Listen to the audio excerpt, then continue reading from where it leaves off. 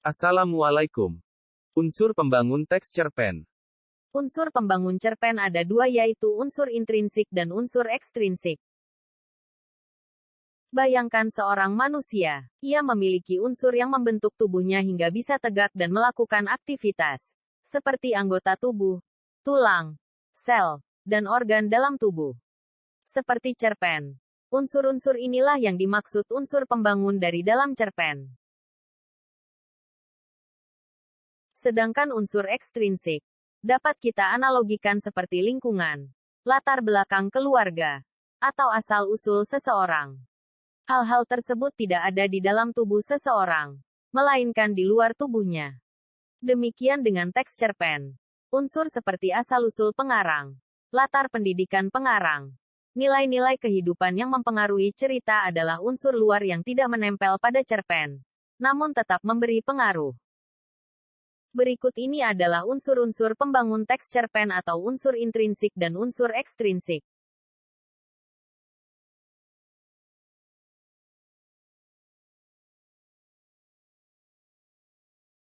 Tema. Tema adalah inti dalam sebuah cerita. Inti ini maksudnya berhubungan dengan dasar cerita. Bayangkan sebuah gambar. Ada yang menggunakan gambar makhluk hidup, pemandangan alam, atau abstrak. Demikianlah tema. Ada yang ceritanya tentang kisah remaja, keluarga, kriminal, dan lain-lain. Tokoh. Tokoh dalam beda sudut pandang berbeda pula jenisnya. Jika berdasarkan konflik, tokoh dalam cerpen terdiri atas protagonis, antagonis, deuteragonis, dan tritagonis. Jika dilihat dari porsi tokoh terhadap isi cerita, tokoh terdiri atas peran utama, peran pembantu, dan figuran. Watak tokoh dan karakterisasi. Watak tokoh adalah sifat yang menjadi khas tokoh dalam cerita. Misalnya tokoh utama memiliki watak yang pantang menyerah dan berani. Tokoh protagonis memiliki watak kejam.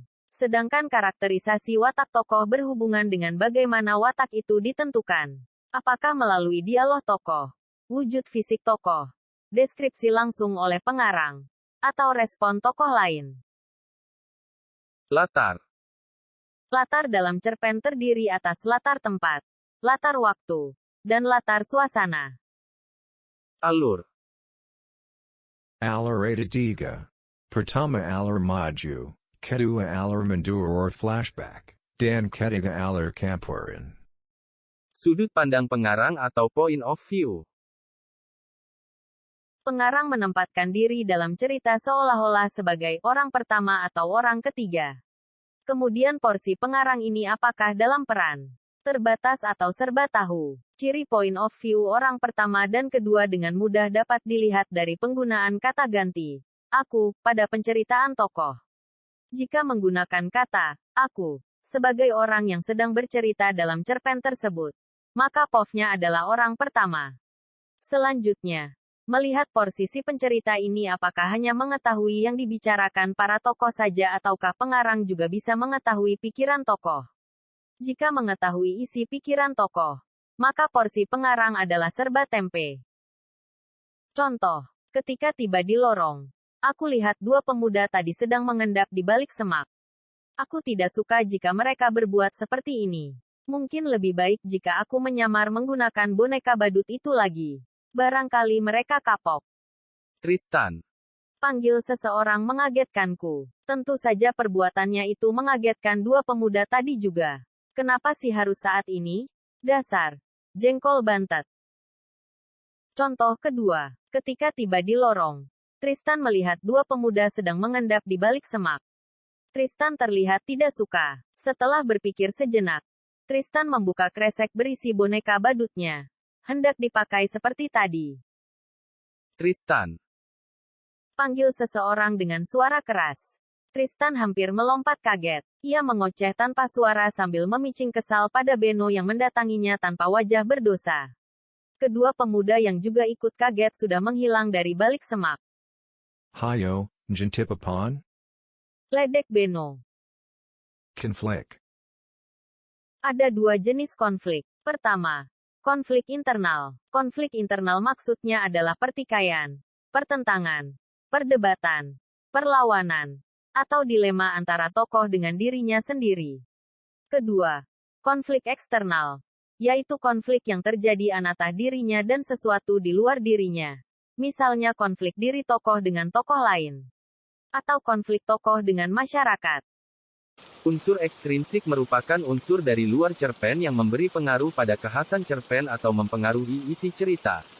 Secara umum, unsur ekstrinsik biasanya berupa nilai-nilai kehidupan, yaitu nilai moral, budaya, pendidikan, agama, dan lain-lain.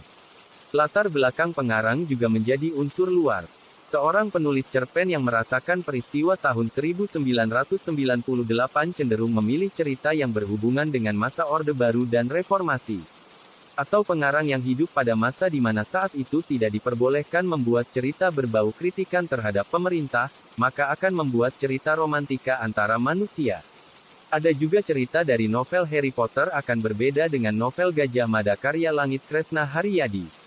Demikian pula pengarang yang latar pendidikannya lulusan SMA akan menulis cerita berbeda dengan lulusan sarjana psikologi.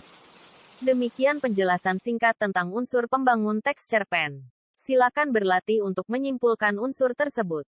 Ingat selalu untuk beribadah dan belajar dengan tekun. Jangan lupa bayar utang.